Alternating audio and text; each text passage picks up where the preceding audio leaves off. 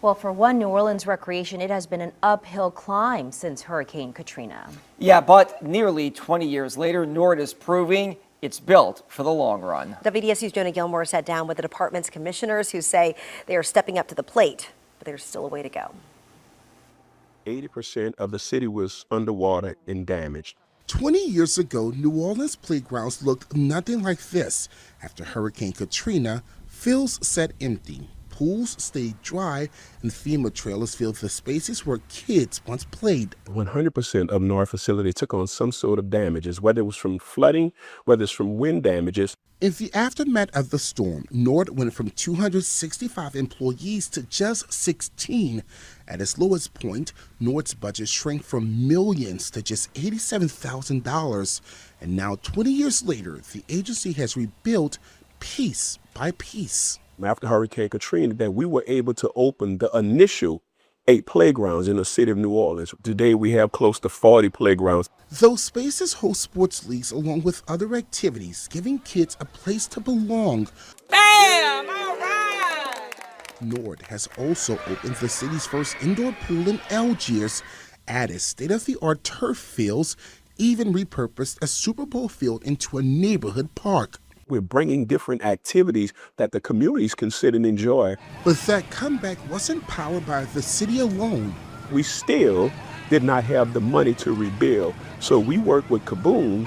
After the storm, help came from all over, from big brands to big names. Kobe Bryant that came down and did sports clinics and made contributions. And we also work with Drew Brees and Allstate Foundation, where we build playgrounds and play structures. The support went beyond sports gear and celebrity visits. It helped build morale and reminded families they weren't forgotten. They said, but we want to make an impact. We want to make a difference in New Orleans. But that progress had its limits. An Inspector General report flagged problems with Nord's transparency and oversight.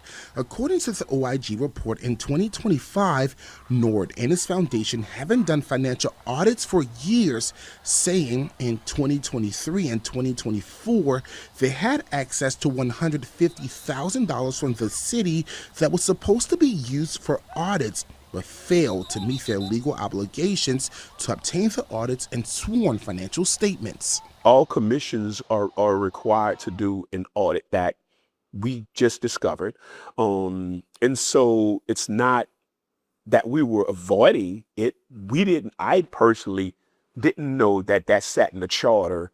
Commissioner Larry Barabino says now that he's aware, he welcomes transparency and hopes it sheds light on issues they still face.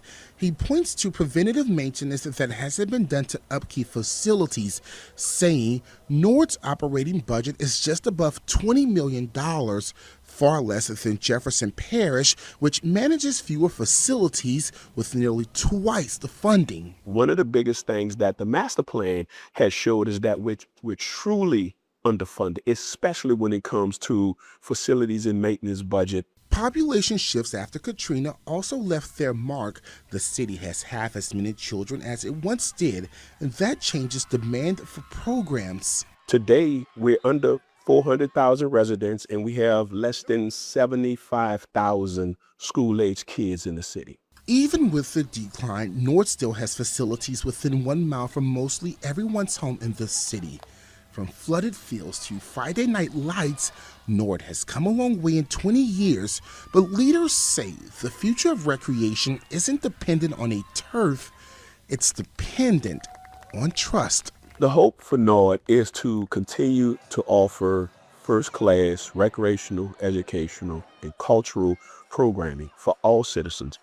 Jonah Gilmore, WDSU News. Well, new details on the Roseland recovery as we mark